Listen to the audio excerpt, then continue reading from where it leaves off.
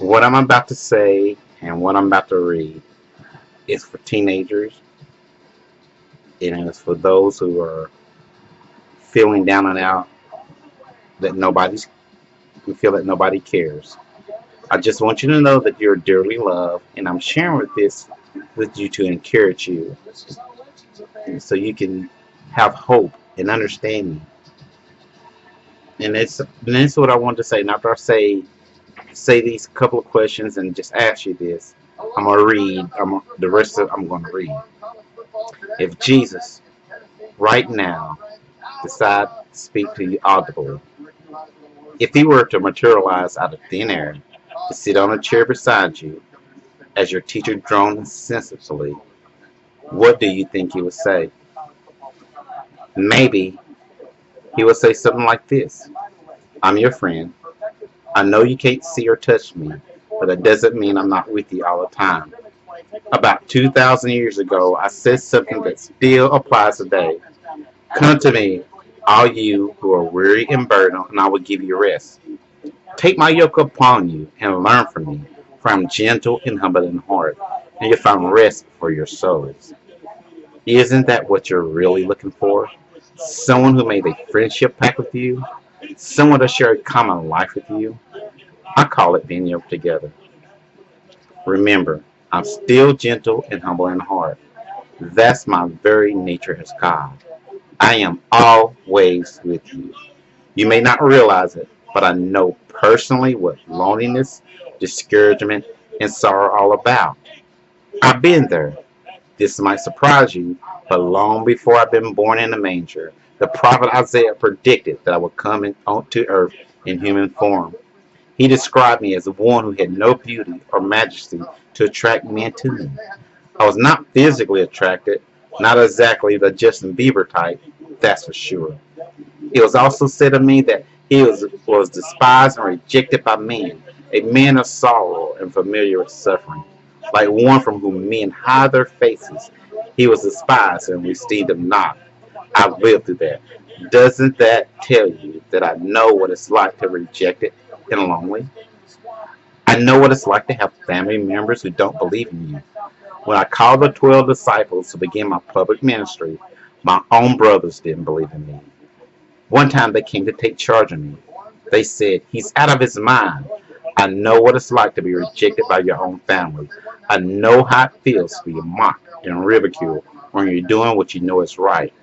In fact, during much of my adult life on earth, I had to live among people who didn't like me. The religious leaders hated me and were constantly hanging around me, looking for new information that they could use to slander me, or worse yet, to gain evidence to have me killed. I know what it's like to be alone. I spent 40 days in the wilderness without another human being present. Much of the time was great for me because I enjoyed companionship with my father. But during part of that time, I faced fierce temptation from the devil himself. I know how it feels to have negative thoughts hurled at you by the evil one. I can enjoy times by myself because I always knew my father was present. So I knew that I wasn't really alone. And I'm concerned that you know that you're not alone either. I have promised you that I will be with you whether you felt my presence or not. If I say so, you can count on it. I don't lie. Perhaps you have experienced loneliness or even grief because someone has moved away or died. I know what that's like too. My friend Lazarus died while I was on earth.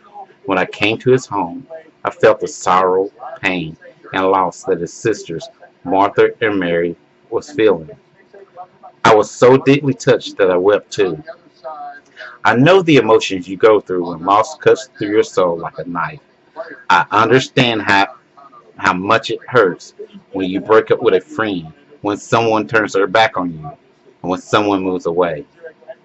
I mentioned someone turning their back on you.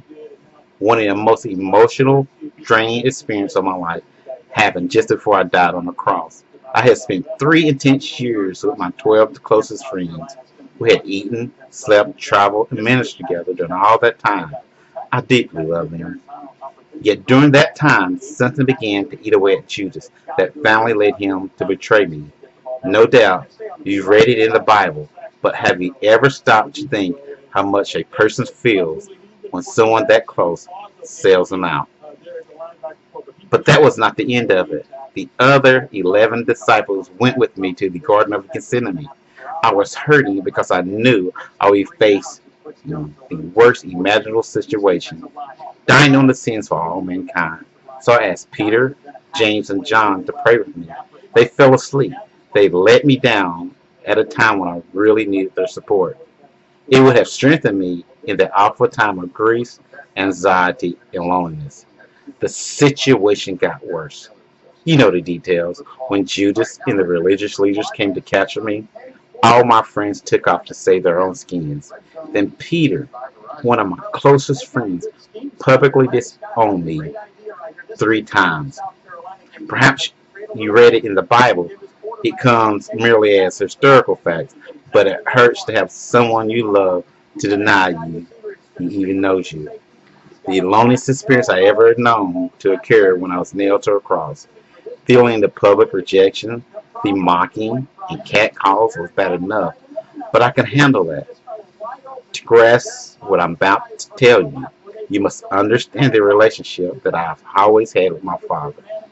The secret to my life on earth was the constant intimacy that I existed between my Father and me. We had what you might call the perfect friendship. There had never been a time when we could not communicate. We have always known complete intimacy in our relationship. I have never been separated from him. When I bore the sins of all mankind on the cross, it is it was an indescribable experience. You could not begin to understand the sheer hell I endured. In the midst of this awful moment, when I so desperately needed my Father's love and companionship, he was gone. He could not look upon me because I was bearing the sins of the world. The combination of bearing humanity's sin and being forsaken by my loving Father was a staggering blow. You know the words I uttered. My God, why have you forsaken me? My friend, I know what it's like to be forsaken by the dearest person you know, the love of your life. My heart is always touched when someone weeps because of loneliness. When someone loses a family member or a friend, I feel it keenly. When a relationship is severed, I know exactly how it feels. Let me tell you something that troubles me. People think I'm isolated way up there in the sky somewhere, far removed from the cares of the world. They think I don't have any emotions. I wish they noticed how often the Bible mentions me having tender feelings for people. I wept over a city, and I wept at Lazarus' tomb, for example. I'm not made of cardboard, of course. I feel people joy and sorrows. If you read the Bible, you know how often my heart was touched with compassion for every lonely, empty person. I felt the emptiness of the woman of Samaria who came to the well by herself. My love and tenderness sent her away excited because she knew her life could overflow with my love. Some people are lonely in crowds. Nicodemus had a place of prestige. He was very religious, well educated, and respected by others. Yet he came to me one night because he was lonely for intimacy with God, even though he was very religious. I sensed his inner cry of his heart for a friendship with my Father.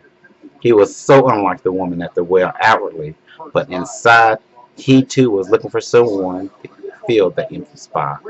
And then there was Zacchaeus, hated by nearly everyone because he was a tax collector. He was treated like an IRS agent, only much worse. Like today, people back then both hated and feared tax collectors. But Zacchaeus had an additional problem. He was little in size. He was just a little guy, the kind of person who was frequently the brunt of jokes. I knew when I saw him sitting on the tree limb as I passed by along the road that he was a lonely, searching man. That's why I told him I wanted to have lunch at his house. I want him to know that I cared about him. One thing I'm trying to say is that I really do know what is going on inside you, even when no one else does. Your discouragement isn't hidden from me. I was there when you failed that last test. You probably didn't realize it, but I felt the hurt that you felt. When your parents yelled at you and accused you of not studying, I was there, just like I was there for the woman at the well. I already told you that I know what it's like to be alone. I just told you a little experience, my little experience on the cross. But do you realize that I already been part of your experience of loneliness? You may not have realized it, but I was there. I was there all the time. I was there when you broke up with that special person. I was there when you cried on your pillow for an hour. I was there when your parents were arguing and threatening each other, and you felt so much anxiety. I always been there, and I always will be. Maybe as you're sitting there, you experience a deep sense of loneliness. It may be a loneliness that happened that's been there for a long time, or some situation that happened in the past couple of days. I like to suggest an idea for you to consider. Your real loneliness is a loneliness for me. Oh, sure, those circumstances and situations of being forsaken, bored, discouraged, or friendless are genuine. But if you have a solid, warm, constant relationship with me, you'll be able to handle any of the breakdowns among your family members or friends that would come along. Come along. I like to help you grow in your sense of my presence with you, my friendship with you, my unconditional love for you, my wisdom for you. I make a difference. I said earlier that my secret to years on earth was the intimate relationship I had with my father. That's the secret to your life on earth, too. Just as my father and I live in constant companionship, I want to live exactly the same way with you. Like any other relationship, ours will deepen over years. But you can begin now and make new discoveries. I just want you to know how I feel about you. I am Jesus. I'm your friend, now and always. Like I said, I want to share that with you because I love and care for you. You're never alone. Jesus is always with you, and He loves you. He understands the pain and sorrow that you go through. Have just pray and talk to Jesus. He's there for you. God bless you. I love you, and I want the best for you. Never give up. Stay strong. Persist until you succeed.